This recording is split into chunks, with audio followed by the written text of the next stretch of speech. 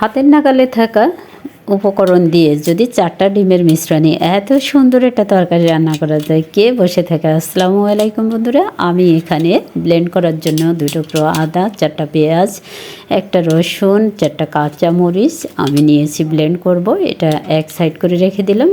তারপরে আমি এখানে একটা গাজরের 4 ভাগের 1 ভাগ কুচি করে নিয়েছি, আর কয়েকটা পেঁয়াজ কুচি নিয়েছি, একটা পেঁয়াজ কুচি করে নিয়েছি, আর কাঁচামরিচ কুচি নিয়েছি 4টা।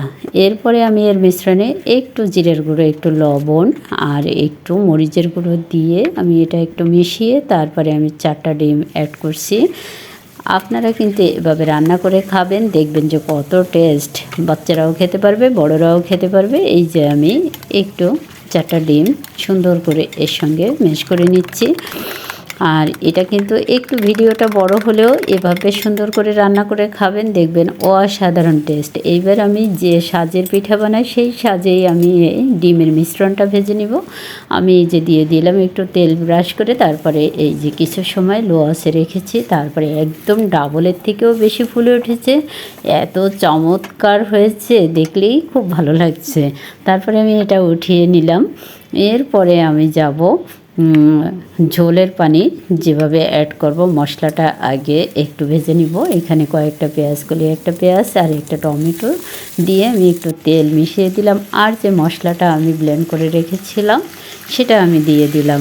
এর মধ্যে আবার আমি একটু 1 চামচ মরিচের গুঁড়ো, একটু সামান্য হলুদের গুঁড়ো, তারপরে দিলাম এই যে জিরা ধনিয়ার গুঁড়ো 1 চামচ। তারপর আমি এখানে লবণও দিয়েছি, যদিও ভিডিওতে আমার ওইভাবে আসেনি। আর আমি 4 চামচের 4 ভাগের 1 ভাগ একটু স্বাদ লবণ দিয়েছি।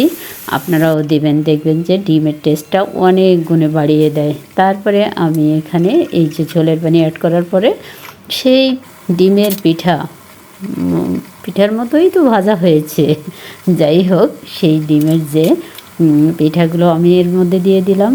এই যে আমার তরকারিটা কিন্তু খাবারের জন্য অলমোস্ট রেডি। কিন্তু এর মধ্যে আমি দিয়ে দিয়েছি 4টা কাঁচামরিচ আর একটু ধনিয়া পাতা। এবার খাবারের জন্য রেডি। আপনারা ভালো থাকবেন। আল্লাহ হাফেজ।